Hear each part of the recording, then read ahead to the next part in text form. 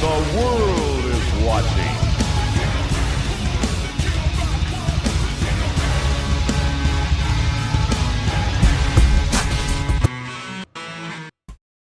U of M winning a national championship almost made me feel good. And then I realized I got to talk about Raw. I mean, let me tell you. Now that I done got that damn exercise bike, just 30 minutes after work or something like that, it pretty much kills my motivation to do much of anything. And I struggle to stay awake during Monday Night Raw most weeks. It's a rough time. Just 30 minutes. And I'm just like, at 9 o'clock, Since I get up at 6:30, it really doesn't help. All right, so we know what we're talking about here. Let's get back on track. I am Mongo Slade. This is 3 Count Commentaries. We're talking about Monday Night Raw from January the 8th, 2023. So let's get right into it. News and notes. So, Sports Business Journal put out an article in which they suggested that Monday Night Raw will likely be picked up by Amazon. Let me tell you straight up, they don't know anything. They don't know much of anything. But let's entertain the prospect for a couple of minutes. So Sports Business Journal put out this article in which they was talking about UFC and WWE, basically TKO Group Holdings. And here's some things that they given a prospectus, what they expect to happen. They said Disney cuts a TKO Group deal that incorporates both UFC and WWE Raw, which Disney would carry on its FX cable channel. That scenario will become likely if WWE is unable to find enough money from Raw suitors. But it looks like one media company will step up for that property. Amazon picks up WWE Raw's rights. Amazon gets WWE Raw rights and keeps the series on Monday nights. This hits an audience of young males, a demo where Amazon believes it sees growth in Prime subscriptions. Plus, it gives the company another night of live programming on Prime Video. All right. Now, I know that, Nick Khan and his ilk, they're definitely on the money train. That's all they really care about. And they're looking at this thing like, hey, we could put Raw on at 4 o'clock in the morning on a Friday if some network says that's what they want. While other people are looking like, hey man, there's a thing called tradition. There's a thing called habits. You don't want to break those things. And they're like, oh, come on. And you're like, So I definitely think that if Nick Khan wanted to get out of the cable, well, he got one foot in cable already with SmackDown. He's willing to put his other foot in cable when it comes to Raw on a different network. They're suggesting that if WWE can't find any money anywhere else, then they'll just go with FX. Instead of just assuming that FX is actually a good deal. Now, it's not as good as USA. Last I checked, FX doesn't get the ratings that USA gets. So I don't even think it's like the best option. It's not exactly a lateral move. But asking people to subscribe to another streaming service when they've already invested so much into Peacock is, even though it's only like $6, but you've already invested into Peacock. Now telling people, oh yeah, you got to buy another streaming service just to watch Raw, they're going to sell the high seas. And Amazon's going to lose more money than Fox did. I mean, it's just got to make it easy on yourself. Make it easy on your fan base. Why even go there? Why even do that? But they've been talking a lot about Raw going to a streaming service. And I think it's likely, but you won't see me buying Amazon just to see Raw. I can tell you that much. I got a tablet. I got a cell phone. We gonna make it happen, Captain. You feel me? All right. One more note for you. Got to talk about Liv Morgan. So on January the 7th, it was announced that Liv Morgan's felony charge from her December arrest was dropped. Let's go into that thing. Very interesting. It says Tuesday. I hate when they do that. Days with no dates. Tuesday, officials dropped the possession of synthetic cannabinoid charge. It says, quote, in order to prove the charged possession of THC, the state is required to prove that the THC came from synthetic sources and was not derived from plant sources.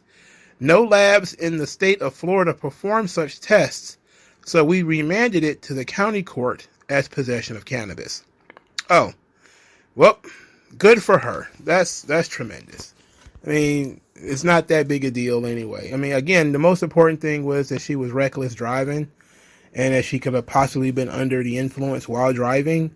Who the hell really cares about her being in possession of weed, whether it's synthetic or otherwise? Nobody really gives a damn about that stuff. But this is what they call ye old technicalities. You probably heard that being thrown around a lot.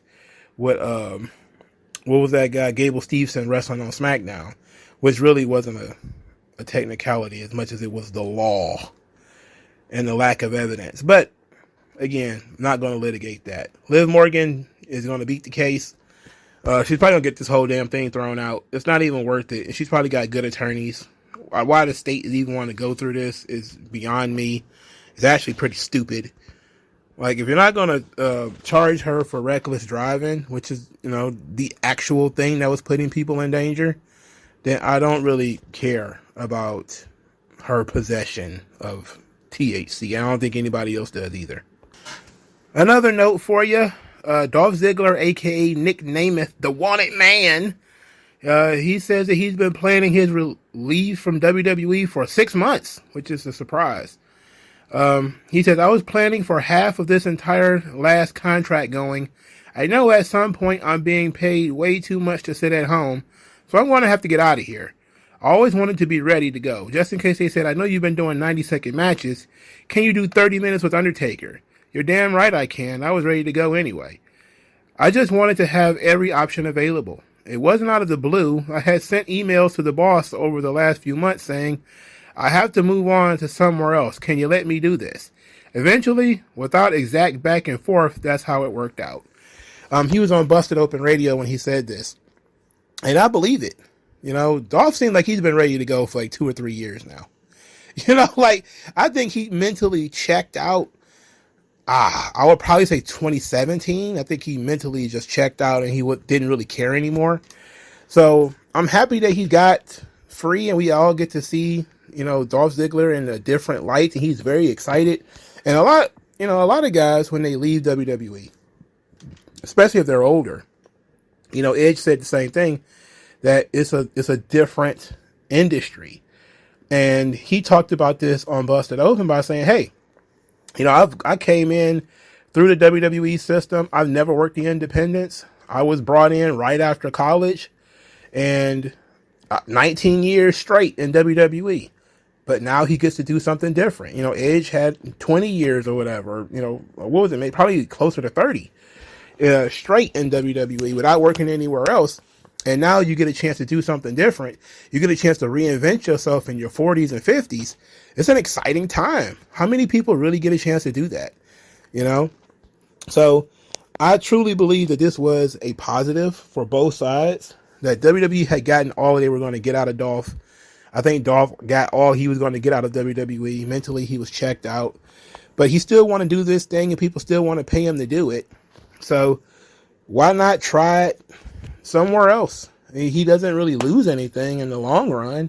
What's there to be lost? His WWE career is what it is. Whether you think that it was great or whether it was like it was shit, it was what it was. It's not going to harm his legacy in any way. There's a lot of guys who are, elder statesmen in WWE, stepping out, going to AEW, stepping out, going to New Japan. I mean, Jericho kind of started the trend, now guys are in their late 30s, early 40s, like, I want to get out of this system. I want to try something else. I want to try something different. And it works out for some of them. For other ones, it don't. So here's hoping that it works out for Dolph. He's always been one of the good ones. Always been one of the guys I've enjoyed watching, except for when it seemed like he was just going nowhere and he was a hamster on a wheel. That wasn't fun. But for the most part, I enjoyed Dolph. And I know he's going to kick ass in New Japan. I don't understand why he's working all these bum-ass European indies, but he's doing that too. I mean, get the cake. Get it while you can. Especially since, it's new money, new opportunities. It's a fresh start for, you know, a highly touted veteran. So this is a really good thing. I truly believe that Dolph was probably the one calling for his release, and they didn't just randomly decide to fire him. You know, so that was good. Okay, let's get into Raw. After 10 minutes of news and notes, let's get into Raw. Drew McIntyre, he starts to show his hair is very dyed black. And he says that maybe everybody is right, that he's holding himself back. He needs to step away. And said then he realized that Damian Priest cashed in his money in the bank and distracted everybody, cost him the match. And he says, why didn't Damian Priest just wait until he won the world title? Not only did Damian Priest screw him, he also screwed himself too, and then called him an idiot. Then he says that maybe he should leave for 9 years and then come back to a hero's welcome. This brought CM Punk out. And CM Punk says, look, it seems like you got something to say to me. Say it to my face. So Drew McIntyre proceeds to do just that. Congratulated him for still being there a month later and said they got a betting pool going on to see how long it's going to take for CM Punk to flame out. And then he says that he doesn't care about all the things CM Punk said outside the company because him and CM Punk got personal issues. That when he was a young wrestler and he was in dire straits, he had lost somebody very important to him and he was having his own demons. He was having his own struggles. He looked to a guy like CM Punk to take him under his wing and to look out for him. And Punk didn't do that. All Punk cares about is himself.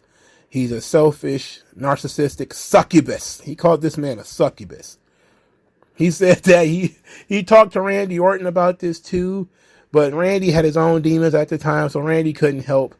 But CM Punk is straight edge. You know, you don't have any demons. You are the demon. And so then he starts talking about, of course, coming back, doing all the things that CM Punk has never done, like winning the Royal Rumble, like main eventing WrestleMania. And CM Punk says, okay, enough is enough of this. All right, that's enough. Then he says that he called himself a lot of things in WWE. He called himself a savior. He called himself a messiah. He never called himself a leader because he leads by example. He said, you followed me on the way out. You left. You got bigger. You got better. And then you came back and did all those wonderful things. And he says, now I'm following you on the way back in. You know, saying that, hey, you did all these things when you came back. That's what I'm looking to do too. And then he says, you calling me a demon? I'm no demon. I'm a really nice guy unless you push me. Then he says that, but when pushed, I'm Satan himself. Drew McIntyre says, broke it down and says that his success was necessary for the benefit of the company, the country, and so many people. When other people stepped back, he stepped forward. Even when he was kind of a vague shot at Roman Reigns for going home. Even though we know Roman had cancer, so there wasn't much you could do about that. And he says that when everybody stepped back, he stepped forward. So the last time he was world champion in main event at WrestleMania, that was for everybody else. This next time is going to be for himself. CM Punk counters this argument by proclaiming that nobody is going to eliminate him out of the Royal Rumble, and the only person who could stop him is himself. And so he went through a list of names saying Drew McIntyre can't, Seth Rollins can't, Cody Rhodes can't. Nobody can stop him from winning the Royal Rumble. Then he says that he's going to throw Drew McIntyre out last. I love this segment. This segment was great. They're giving CM Punk something to work with. He's not there every week, but every time he shows up and he's in a promo battle, it's based off something personal and it's based off his history. Seth Rollins was, kind of the guy who, had a relationship with CM Punk before he was in WWE, had a relationship with him while he was there, and when he was gone, they had, words or whatever. But Drew McIntyre is one of the guys who, he's from that 2010 crew who, when CM Punk was rising through the ranks, he was kind of one of the top guys. If I remember correctly, Drew was Intercontinental Champion while CM Punk was wrestling for the world title and stuff like this. And he, of course, mocked CM Punk for calling himself the locker room leader, which is a story that, guys like Chris Jericho and Cody and Booker T have all said. Now, it's interesting that CM Punk is like, I never said that. I never called myself the locker room leader. Even though, like, everybody concurs, because they were all there, that CM Punk would call himself the locker room leader and tell people what to do. Interestingly enough, also, Drew McIntyre saying that, hey, I was a young guy, I was just a kid, I needed some kind of coach or a leader, somebody to look after me, and you didn't do that. I was thinking, like, as he was saying that, like, how many other people was there? Like, like there's hundreds of people there that was like old as hell at the time. 2010, hell, Shawn was still wrestling. Undertaker was there. I think Batista was in and out during that time. Edge was there. There was like, how many other people were there? Like, there was a lot of guys who could have helped you out, young buck. If you blaming CM Punk for this. But then again, it's a heel promo. In a heel promo, there has to be some element of truth to it.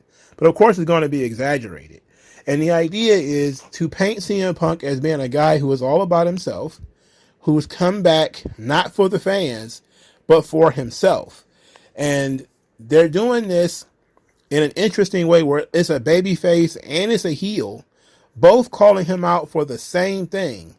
And it's going to be interesting because you can see that they're planting the seeds for CM Punk to eventually turn heel, while at the same time also making him a strong babyface.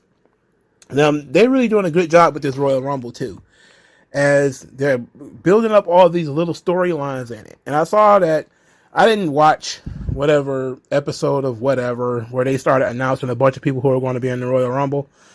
I didn't watch that.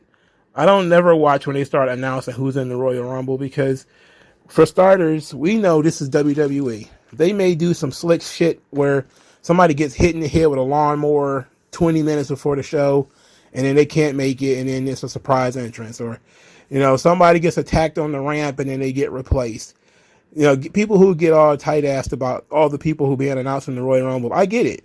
I don't like when they announce, like, 25 of the 30 people, which is why I don't watch everything that they put out. I don't pay attention to it. But back in the 80s and 90s, you pretty much knew that everybody on the roster was going to be in it if you wasn't the goddamn world champion.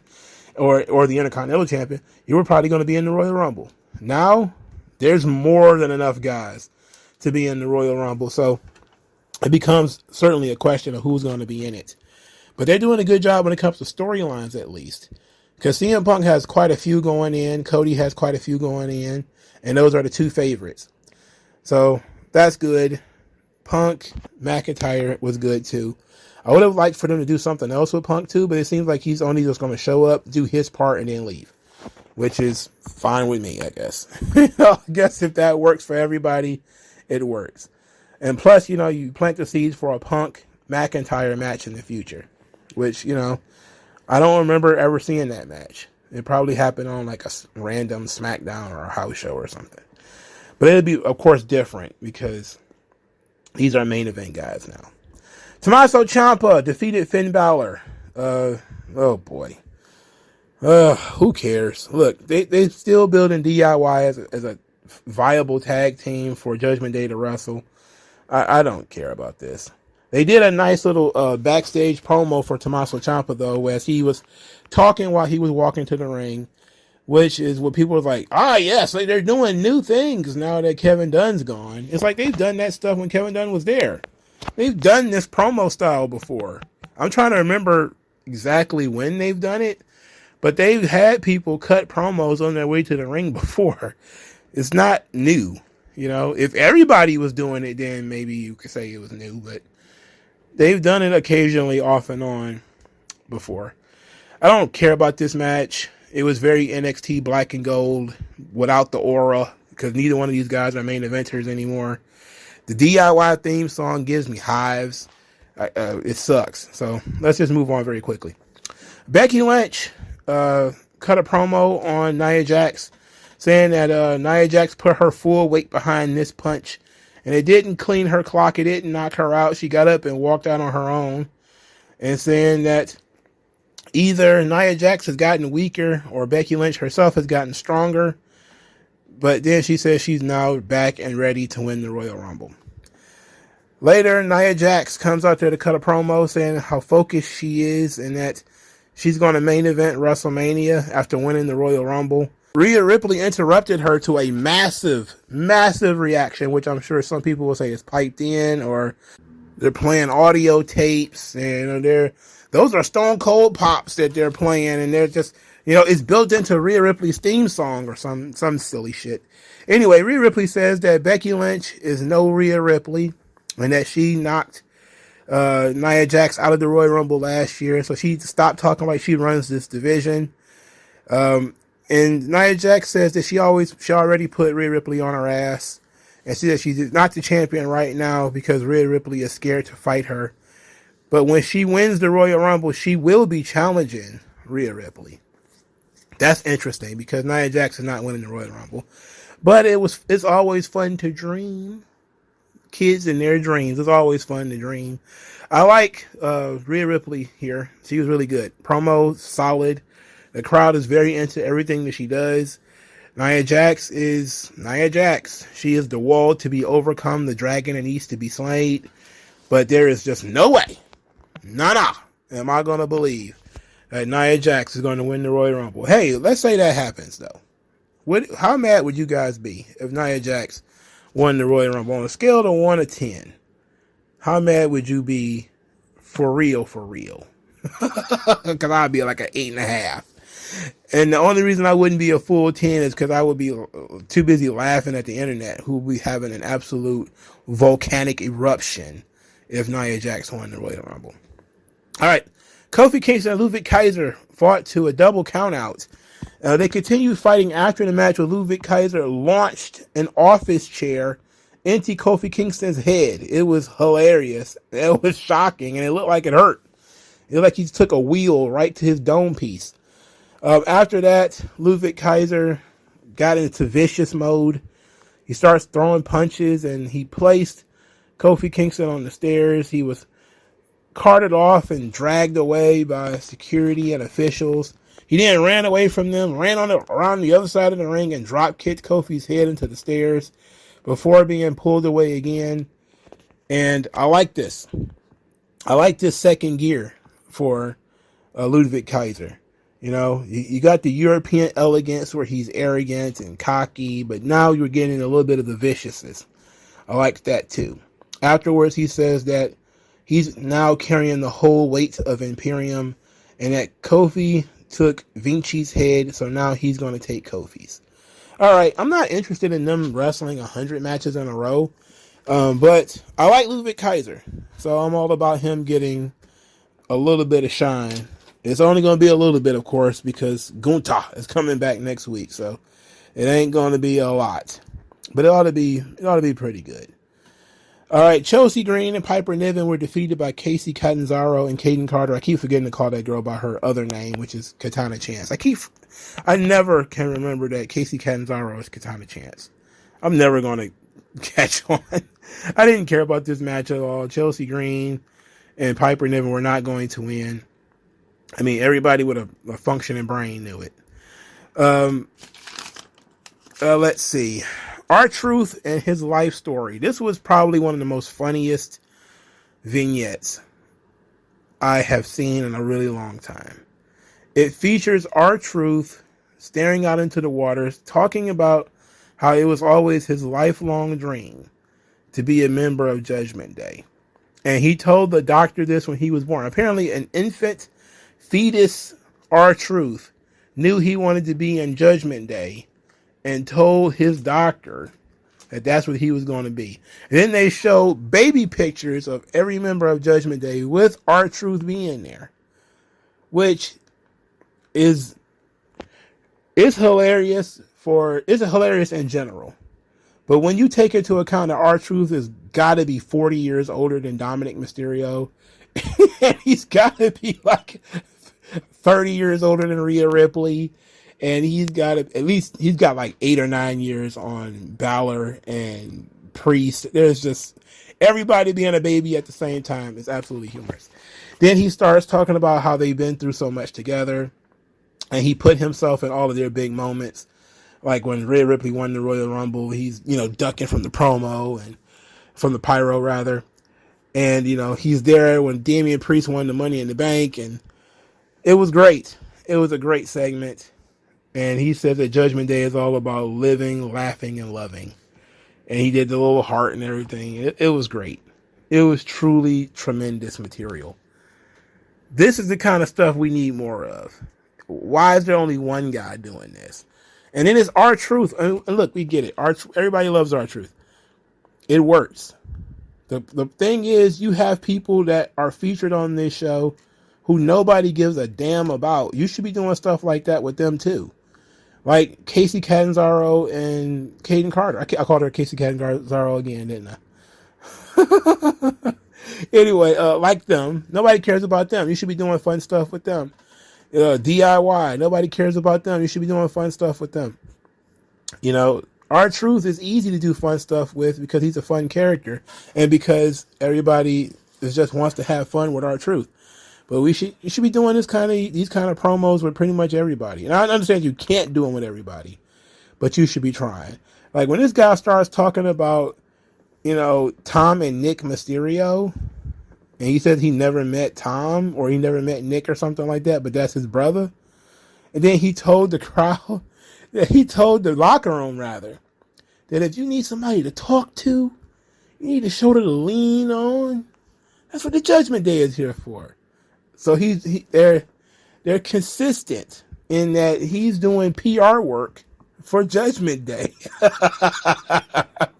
If you need a shoulder to lean on, come join our goth heavy rock cult. That's crazy. This was amazing. This was truly an amazing segment. It was probably the best, most enjoyable 3 minutes of this entire product. Without a doubt. JD McDonough has a fit because R-Truth is still talking for Judgment Day. Rhea Ripley is like, look, this is ridiculous. We got to stop this guy. What is he doing? Damian Priest says, oh, well, I find it funny. And, eventually I'll get tired of R-Truth and I'll handle him myself. So then he says he doesn't want Rhea Ripley making any enemies out of Nia Jax. She's like, I got that handled. And then they decide that JD McDonough needs to handle The Miz. He needs to go out there and handle their Miz problem. Of course, he fails to do so because R-Truth threw a monkey wrench in the plan. So JD McDonough is defeated by The Miz. This match was entirely too long. This match was way too long. I don't know what they were thinking. I don't know why they were thinking it. I wish they hadn't thought it. I wish they would think again. Never book this match to be that long again. I don't care if it seemed like it was 15, 16 minutes. It probably wasn't that long. But my God, this felt like they were removing my fingernails. I didn't want to watch this at all. Speaking of not really wanting to watch it at all, Otis and Ivar. Ivar wins the match with a moonsault. Otis caught Ivar, who did like a crossbody or something like that, and he caught him into a power slam. That was a great spot. And that led Michael Cole to do what was a humorous call by saying, this is not your granddad's big guys. These are agile big guys. I'm like, there's no Vaders. Well, I guess Ivar is kind of like Vader or Bam Bam Bigelow at this point. Like, that's a big selling point is how agile he is as a talent. Otis, kind of. He's charismatic, but I really didn't care about this match either because there's nothing you can do with Ivar that's going to make me interested because he's a tag team wrestler and he's never going to move up the card.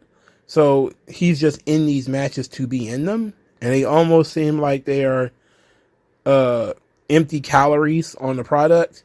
Like, he's not going to be a champion. He's not going to, really challenge for any titles or anything like that. He's going to win one, lose one, win one, lose one, win one, lose one, and stay right there in the middle part, having really long-ass matches. I'm not a fan of that. That sucks. He's in that Ming Barbarian Warlord category, where, he's mostly a tag wrestler, but you can bring him in and do some stuff, but you're just basically bringing him in to eat a lot of time. Speaking of bringing guys in to eat time, Jey Uso says he has a New Yeet resolution to win his first singles championship. Then he's interrupted by Bronson Reed, who called him Jimmy's little brother, and says that you're not the only one looking to be a singles champion, and then told Jey Uso to stay out of his way. So they're going to treat the guy who beat Okada. He beat Okada. They're going to treat him like a gatekeeper to the number one contendership for the Intercontinental Championship. Look, that's Jey Uso's spot right there. And that's a sweet spot for him. To be the Intercontinental Champion, that's very sweet. And I like that idea. He has to feud with Bronson Reed to get there. Okay. It ought to be interesting at the very least. You know, they got something in common too with being Pacific Islander. You know, with I think Bronson Reed. I don't think he's Tongan, or is he Maori? He might be Maori, right? So it ought to be interesting to let them have a short mini feud. It could be fun. It could be interesting. I don't know. I need them to do something with Bronson Reed since he's on the roster. So, okay, do what you got to do with Thick Boy. You know, make it happen, Captain. That's the second time I say that. I can't say that again. Cody Rhodes, he's backstage. Was about to get interviewed for his match with Shinsuke Nakamura when he's attacked by Shinsuke Nakamura. They have a bit of a fight scene before they're separated by Jason Jordan and Daivari and all of those other assorted characters who hang around backstage, apparently doing nothing but breaking up fights. And it was announced that Cody versus Shinsuke Nakamura was now being transitioned to a street fight. So that was the main event of the evening. Shinsuke Nakamura, Cody Rhodes street fight. They've been doing bull rope matches, if I remember correctly, on house shows. So why they just didn't build this as a bull rope match? Don't know. They decided to go with the street fight, which I think is actually kind of boring. It's like we do street fights pretty much every week. It's just so many of them. It was a typical street fight. There was tables, there was chairs, and Cody wins with the crossroads.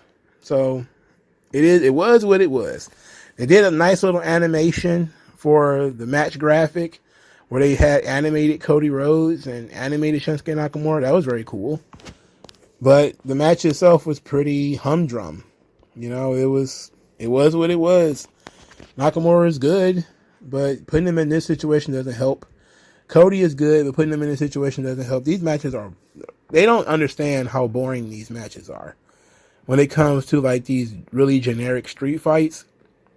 Mainly because, you know, we've seen all this crap before.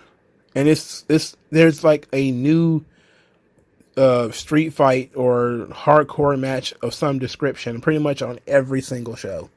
It's hard to make them look interesting visually if you're not going to go full Attitude Era and they're fighting backstage, they're fighting in Guerrilla, they're fighting outside. Like, that was like a weird thing that they used to do that was so fucking cool. Like, I remember watching, getting the Full Impact Pro DVD with CM Punk matches, and he had a match with Homicide, I think it was, where they spilled not only outside the ring, but they fought outside the building. They was fighting in the street. And then they went to the strip club next door and were fighting in the strip club next door. Like, that stuff was like super fun. It's chaotic.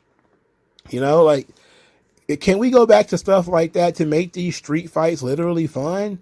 You know, guys are in their wrestling gear. It's like, it's a street fight. Why are you wearing wrestling gear? You should just be wearing like regular clothes, I guess. Like a regular t-shirt and jeans. And you should be fighting in the street, fighting on top of cars and stuff. Why not do that? I understand it's probably a lot to produce it, but why not? You know, why not make your show as visually different as possible? You want everything to happen in front of the people. No, you don't. Half your fucking show is promos backstage.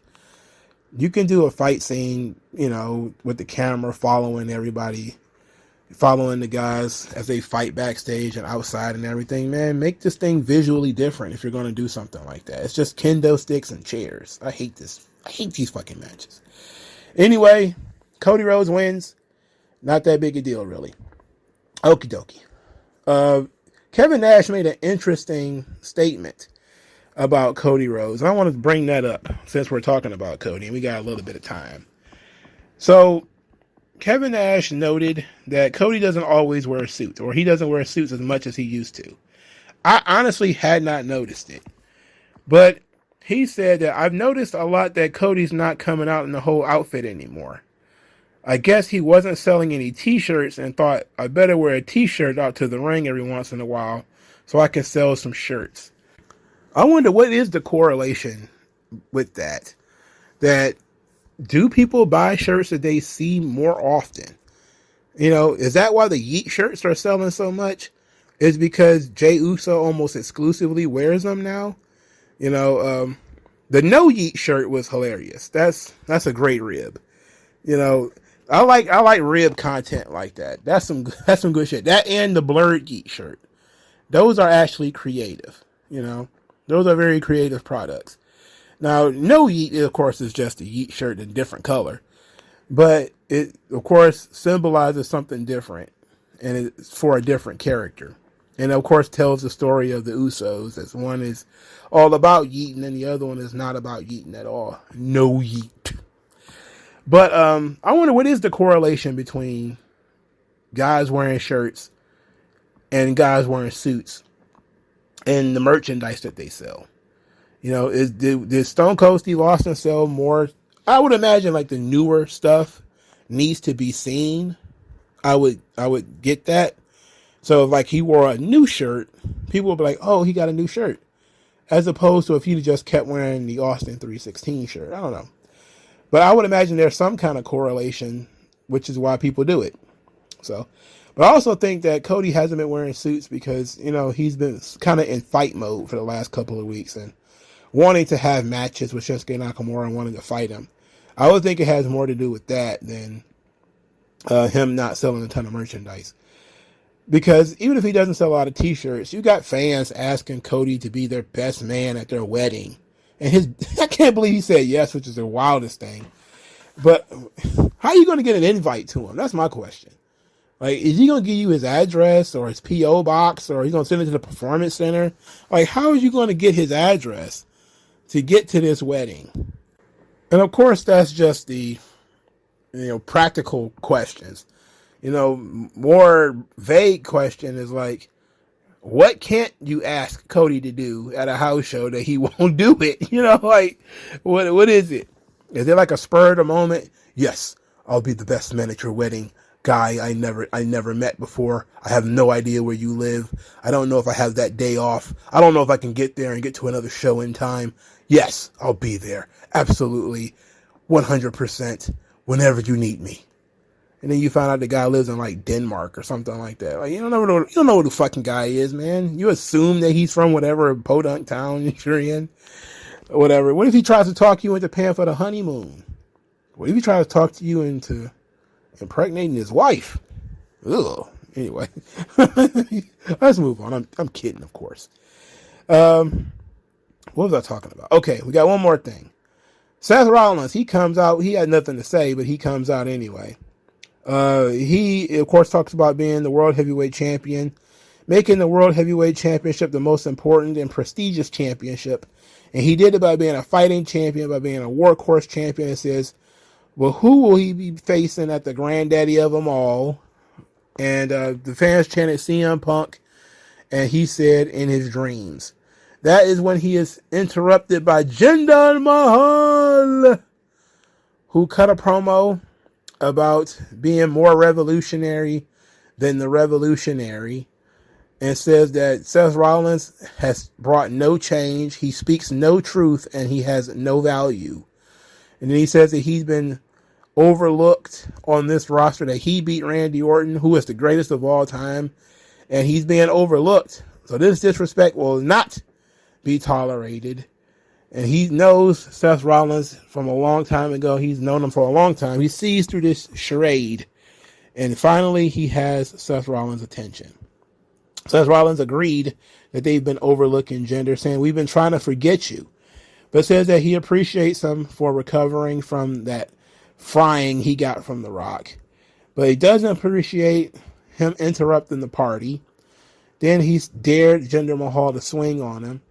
Jinder didn't do it until he turned his back. Then they had a scuffle, to which Jinder, of course, fled because he's a heel, despite the fact that he's massive in compared to Seth Rollins.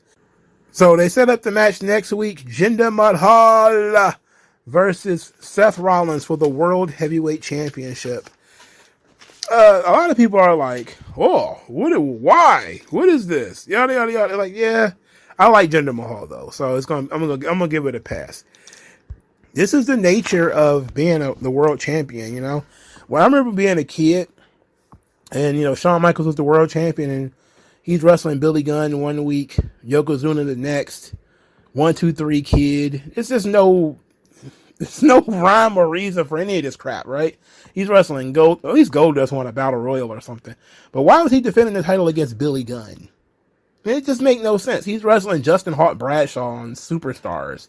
Like, why? But that's just the nature of being the world champion, is you have to do, fight all comers. And Jinder Mahal right now is one of the comers. He's just going to keep coming. He's going to come as hard as he can. And he's not going to win this match. So hopefully they keep it short.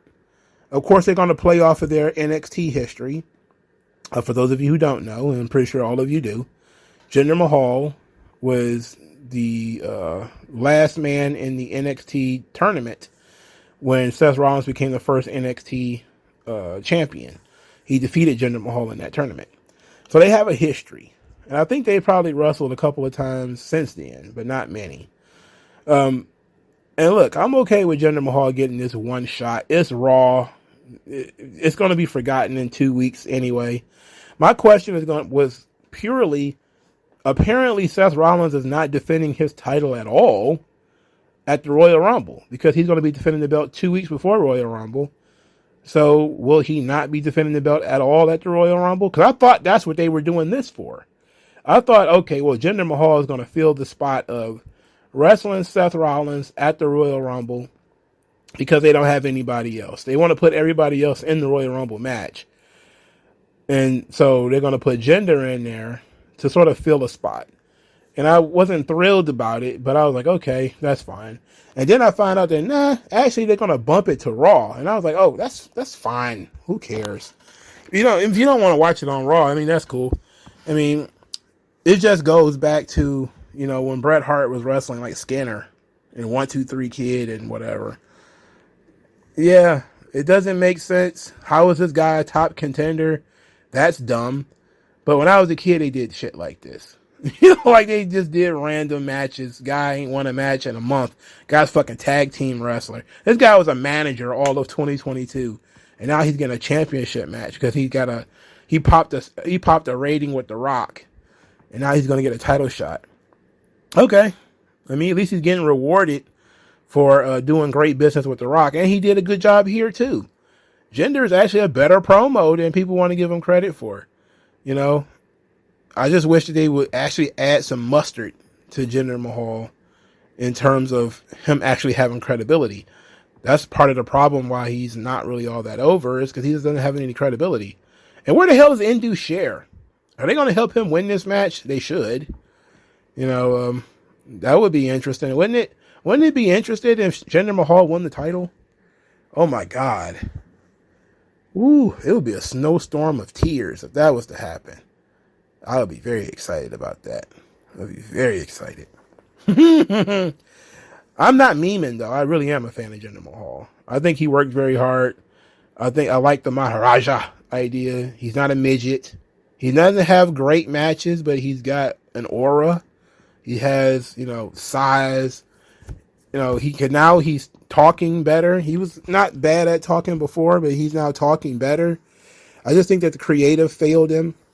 And, fans just couldn't take him seriously because it wasn't consistent. And it was similar with like Mark Henry and guys like that, and Kofi Kingston was another one, and where guys who are journeymen finally get to the mountaintop and they win it. And it's hard for the fans to take them seriously because they've always seen them as a mid-carder. They've never seen them break out of that shell. And they'll never be able to see them being a top guy, And I think that's really been what happened to Jinder, is that he never was able to be seen as being a top guy. And even after he won the title, he was not seen as a top guy. They did the same thing to him.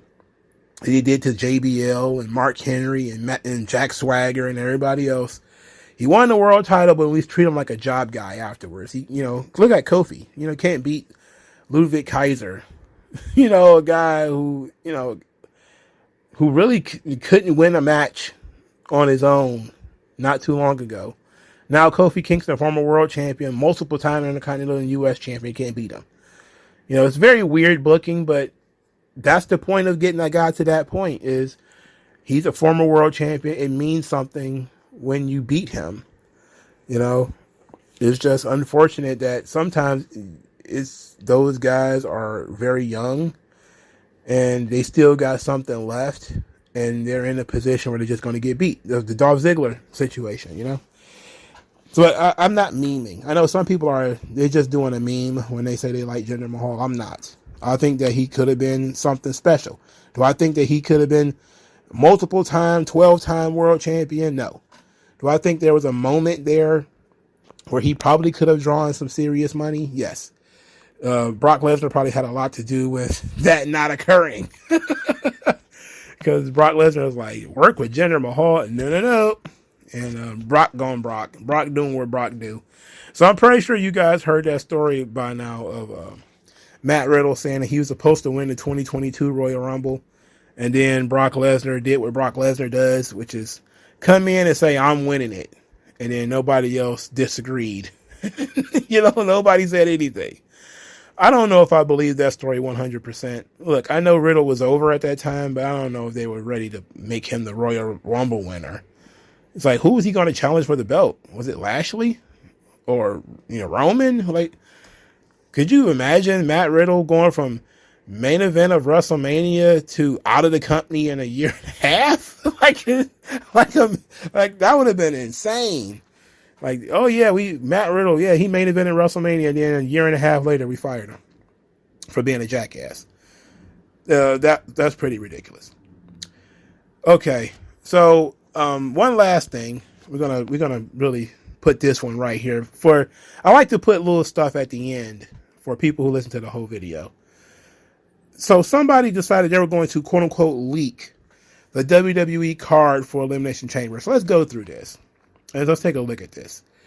So it says Saturday, February 24th, 2024 in Perth, Australia, at Optus Stadium. Then it says that the hosts will be the Iconics, and they're going to welcome fans to the Elimination Chamber, Perth. Okay, well, the Iconics, it's possible, I guess. They're not dead, so I guess it's possible they could host the show. But why would they? I think one of them is pregnant. The one who married to Shawn Spears. She's currently pregnant, right? And is she gonna want to do this? I don't know. I would be interested in seeing the Iconics again if they were gonna host this show. So I don't hate that idea. Here they have for the women's Elimination Chamber, they have Liv Morgan, Nia Jax, Raquel Rodriguez, Indy Hartwell, Trish Stratus, and Zoe Stark. This sucks. All right. Looking at it, it could be. It's no good. Just looking at it, it's no good. It's got Liv Morgan, Nia Jax, and Indy Hartwell in it. Look, I of those three, Liv Morgan's probably the only one that I actually like. I look at Nia Jax as a plot convenience. And but Zoe Stark, bro, get out of here. The second match on the show they have is Logan Paul versus Grayson Waller. So this one is where I really kind of raised my eyebrow. Look, Grayson Waller is from Australia, sure. So is he going to work babyface at this show against Logan Paul? That's Tony Khan booking if I ever heard it. Oh, he's in his hometown, so he's going to work babyface, but he's usually a heel. I don't know. That's definitely Tony Khan booking, which means that it actually might be true. 3, Seth Rollins versus Drew McIntyre I Quit match. I'm going to tell you this. Drew McIntyre can lose quite a few matches and have questionable credibility. But if he loses an I Quit match to Seth Rollins, he's dead. I mean, dead. D-E-A-D, dead. So I'm not sure if I buy this one. The men's elimination chamber match: Cody Rhodes, Finn Balor, Bronson Reed, LA Knight, Randy Orton, and AJ Styles. So it's mixed brands, apparently. And of course, that leads to the idea that Cody could win the Money in the Bank, which means, of course, they're saying that Cody is not going to win the Royal Rumble. I don't know. And I don't know whether that would be the case or not. This one is not, I don't hate this one as much. It's actually more credible that Cody Rhodes, Finn Balor, Bronson Reed, LA Knight, Randy Orton, and AJ Styles could all end up in one match. It's far more credible than most of the things we've seen so far. Match 5, Rhea Ripley versus Becky Lynch. Rhea Ripley's from Australia. Giving her a huge match in Australia is sensible. Having that be Becky Lynch when you could probably do that at WrestleMania is so okay. So who is Rhea Ripley going to wrestle at WrestleMania? If she's going to wrestle at Becky Lynch at Elimination Chamber, who is she wrestling at WrestleMania? That's going to be, because that's a WrestleMania opponent for Rhea Ripley. So we're going to assume that Becky Lynch is not winning the Royal Rumble, and I don't know if that's the case. I don't know if I'm willing to make that assumption. The women's Royal Rumble is not as easy as the men's to predict, because the men's, they only gave you like 2 options. The women's, it's an open field. You never know. And they have the main event as The Rock versus Roman Reigns, which is a conversation we've been having for the last week or so, is whether you do Rock and Roman at Mania or whether you do it at Elimination Chamber. So whoever leaked this is saying that it's going to be at Elimination Chamber. I don't hate this idea. Looking at it, it's not the worst card of all time, but that women's Elimination Chamber match is making me itch. It makes me itch. Absolutely. That women's Elimination Chamber, that thing sucks. The idea of Grayson Waller working babyface for one night just seems goofy as hell to me too. Drew McIntyre losing an I Quit match to Seth Rollins. I'm pretty sure that will become like a last man standing match if if it was suggested to anybody. I would imagine it'd probably be like a last man standing match. Because it's more, look, him losing that would still suck, but it's more believable. But Becky Lynch versus Rhea Ripley, that's doable. And Rock versus Roman, I can see that happening too. Again, we're in a new age of WWE. And I think, the sensible idea of, hey, Rock and Roman should be for the world title at WrestleMania, or at least be the main event of WrestleMania, whether the title is there or not. People are too willing to throw those ideas into the blender. And they're like, oh, you could do that anytime. You could do it in France. You can do it in Haiti. It's like, oh, brother, these people are not thinking about business at all. WrestleMania is going to sell out regardless. That ain't the fucking point. It's always going to sell out regardless. So you're not going to put Rock and Cena on WrestleMania because you're going to sell it out regardless. That's stupid. But Eric Bischoff, he said something that I think was very interesting too. And it's also very interesting because I mentioned maybe a couple of weeks ago that I said that there was becoming a bubble. And I don't know how much further, what media rights fees, sports teams and leagues and stuff are going to be able to go. So upon saying that, Eric Bischoff said something on his podcast I thought was very interesting. We're going to talk about this. He's basically saying that WWE has sort of reached their maximum potential in terms of the United States, which is why they're doing these shows overseas. And, this was after they announced Money in the Bank Toronto essentially having 3 straight shows from SmackDown and Money in the Bank and NXT and all that stuff. And the strategy of now fully investing in international products, going to France for Backlash and, the UK for Money in the Bank and all this kind of stuff, that is now a way of them trying to expand the brand. So this is what Eric Bischoff says. In WWE's case, I would say that there is an argument strictly from a business standpoint that they kind of maxed out. I mean, how much more growth can you see with WWE in the United States? Can we see a fourth show in prime time? I don't think so. Doesn't make sense. That's oversaturation. Can we see more volume of PLEs at 20%, at 30%? I think you're approaching saturation at that point in interest. We know that the live event interest has changed. You can go to larger venues, but the non-televised live events don't make money, so they aren't going to add more. It's like the NFL. Where's the NFL going to expand in the United States? Arguably, they have 100% of the potential market for their product. Anyone who is interested in watching the NFL is watching the NFL. But the potential for growth is beyond U.S. borders. And I think that's what we've seen with the NFL. And I think that's what we're beginning to see strategically with the WWE. And I think that's a really good point. That WWE, if you're interested in watching wrestling at all, they've given you every reason in the world to watch wrestling by bringing in The Rock, getting rid of Vince, getting rid of Kevin Dunn, one way or the other. These people are gone. Bringing back CM Punk, even though he's not a favorite of the roster. They've done tons of things to get people back interested in wrestling in the United States. So now they're like, okay, we've done everything that we could possibly do. We've got cable, we've got network television, we've got a streaming thing. Now it's time to branch out to other countries. Now, WWE has always been an international product, but it's always been a break glass in case of emergency kind of thing. Like when they do pay-per-views, like SummerSlam 92. Huge event during the downslide of WWE, by the way. And that was sort of a break glass in case of emergency kind of thing, where they were like, look, the market over here kind of sucks. How do we energize business? Well, we go overseas. You know, you've burned out the American territory with, you know, some really bad stuff.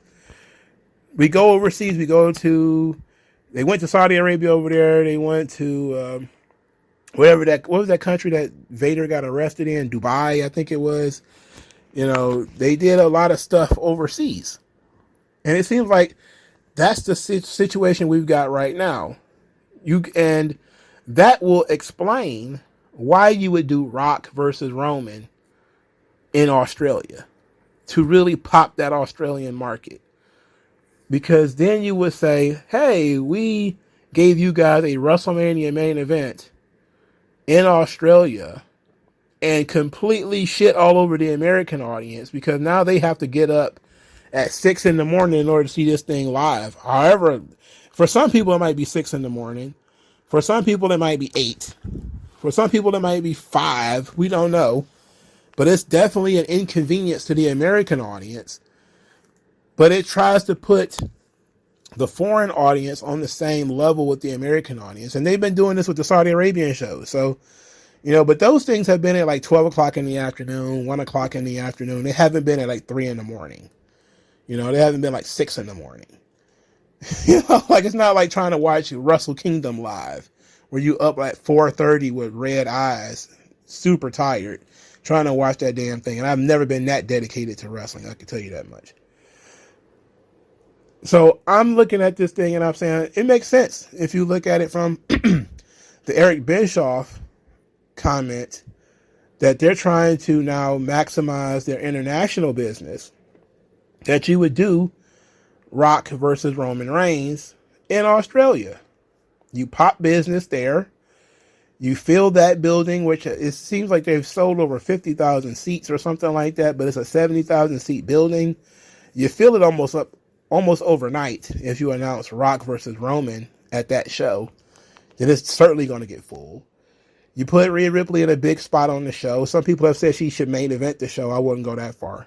Especially if Rock and Roman are going to be on the show. I certainly wouldn't say she's the main event. And WrestleMania takes an L in so much as you're going to try to make this basically its own version of WrestleMania. When I've said this before, is if everything is WrestleMania, there is no WrestleMania. I don't understand why a wrestling journalist like John Alba would argue with me about that. Why wouldn't you try to make every show the top show? Like, that's stupid. You can't do that. It's unsustainable. You'll eventually burn out your audience, and people will stop investing in the shows because they'll be like, oh, every show, for starters, every show ain't going to be great anyway. But you also have built up a brand, and you diminish the brand when you just start throwing leftovers on the show. Like, WrestleMania is not the place where you throw your leftovers. You know, you put your main course on WrestleMania. But we've seen it, and, you know, it's happened a couple of times. Like I said, Kurt Angle and Undertaker, you know, where that match was huge. They decided, we're going to throw it in February. And so Kurt Angle can wrestle, I don't know, a triple threat match that nobody cares about and won't remember. And Undertaker can wrestle somebody that nobody cares about and they won't remember. Like, that was bad business. And I think WrestleMania 22 suffered from that kind of booking. And I definitely think that WrestleMania 40 will, you know, suffer too. Oh, you're going to get the magical moment of Cody winning the belt. Yeah, that's great. But it ain't on the same level as Rock and Roman. It's not going to be on that level. So, whatever. But I understand it. I don't like it, but I understand it. And that's one thing about business is you're not necessarily going to like it. But you do have to give them some credit that they're trying to find new avenues and sell a ton of merchandise in Australia and make money off this thing. And it's going to probably be something they're going to do a lot more often. But it's going to eventually end up cutting into the WrestleMania brand. Because then it's going to be like, what matches do you have that's going to sell this 2-night event? Because you decided to give away huge matches in other countries because you want to pop that territory. And then once you do that, people are going to be like, why should I go to WrestleMania now? You're going to give the show to fucking Russia or whatever. Why, you know, you're going to have the big matches in Saudi Arabia. Why should I invest in flying to Orlando for WrestleMania or whatever the case may be? You know? So you want to, I guess, try to steal this thing while you can before people start getting that jaded. But it comes pretty quickly, you know. It comes quick. But you also have to ask the question, once Australia gets it, how do you think that the Saudis are going to feel? Oh, wait a minute. You mean we've been giving you guys $50 billion or whatever the fuck, and you couldn't get The Rock here, but you can get him in Australia? Wait a second. You know, you might screw up that business deal too. Just saying, you already got Stone Cold to come back for WrestleMania, and I'm pretty sure they're kind of shitty about that. I know I would be. I'm giving you all this money, and you're not going to bring Stone Cold Steve Austin to Saudi Arabia? I'm giving you all this money, you can't bring The Rock? You ain't bringing Goldberg no more? No Undertaker either? Oh, well, and probably no CM Punk? Oh, come on. Come on, pal. What are you doing? Well, I guess we got Brock Lesnar and Omos. I guess. And the occasional, maybe Sami Zayn. How about maybe Sami Zayn? All right. So thank you guys for your time. I'll talk to you guys later, man. Peace out.